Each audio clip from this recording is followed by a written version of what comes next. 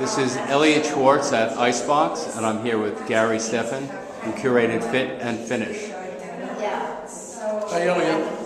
What I'm going to do, Elliot, is read a statement I made for the show, and then I'm going to read a statement that Tom Meacham, one of the artists, gave me to read. So here's what I wrote. I wrote, to open up painting and sculpture for more than a century, artists have changed the definition of completeness. Manet and Rodin said works that previously would have been seen as sketches were final. Artists continue to renegotiate finish to make new art. The reason I kept that as compact as it is I thought the very nature of the work in this show is that people are leaving their work open. So to close it down with elaborate statements struck me as inconsistent with the very premise of the show, which is why I left that bare bones 1-2 sentence thing. And here's what Tom Meacham wrote and asked me to read. In 1998, I made several trips to the Jackson Pollock retrospective at the MoMA. There were many things that struck me, but one thing in particular that stands out. In trying to make a case for the quality of the paintings, many people commented on, from watching the video of Pollock working, the great amount of control Pollock had in making his drips. That somehow his master status was directly related to the fact that he exuded as much control over his canvases as an old master painter, comparing him to, as I heard said, a dancer, a conductor, a choreographer.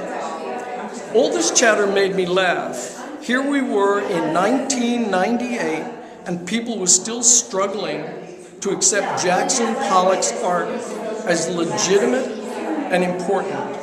After Duchamp, Malevich, Ryman, Schoenberg, Cage, Warhol, Beckett, Brecht, Cunningham, to name a few, people still needed to judge Pollock by the way that paintings had been made and conceived of prior to the 20th century. Tom Meacham. Very nice.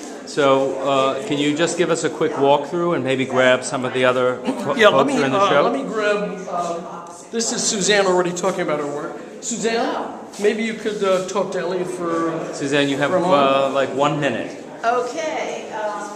Suzanne Joelson.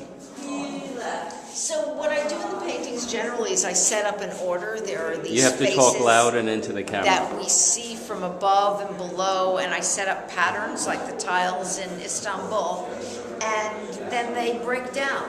They don't quite work, they don't add up, the rhythm is undermined, and which, so it kind of plays into memory. But there's something about knowing, in this one, stopping just when I did and changing it just as often as I did. We were just talking about the ground, so that wasn't.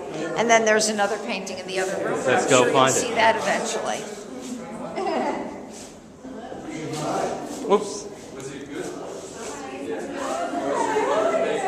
This one's even less fit and finish.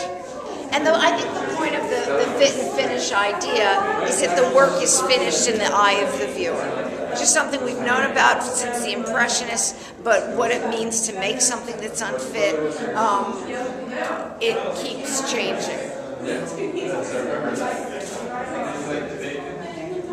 Can you grab someone else for me? Cheryl. Yes. You have a minute. Yes, I have a minute. Tell us about your work. Well, Suzanne described it as by any means necessary, so I have to ask her what that really means. But I sort of like the sound of it. It's a painting called Glassware. It's a still life, I guess. Kind of with frames within frames. Deliberately unresolved space, which is something I'm interested in. And little collage in there. Picture within a picture, and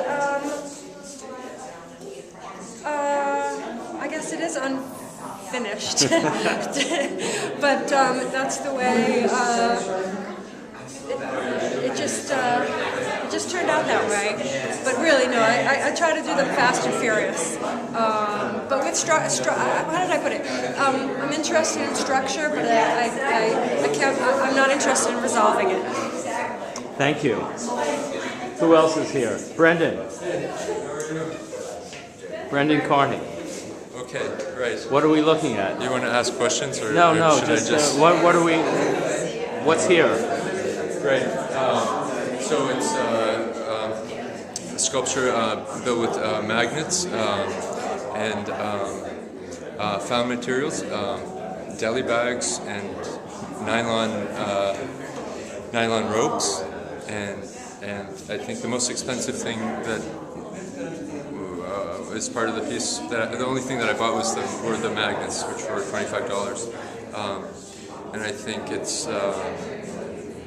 sort of important to understand that it's about recycling, and a large part of it is because of the energy of the magnets and sort of the perpetuity of energy. I think is sort of an important, gives it a cultural ground in the present time. Questions anytime if you want. Thank you. Okay, good. Thanks so much. Yeah. Let me just get a good look at this. Okay.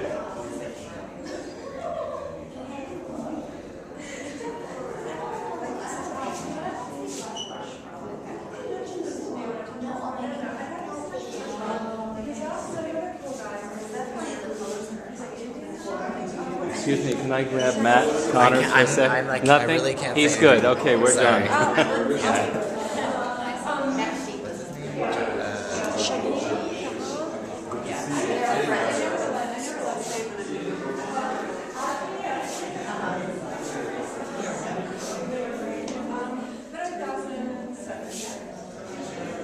She was young. She was like one of the few people that took street from college into art. We got her right away. And then she sort of like a poster child for there.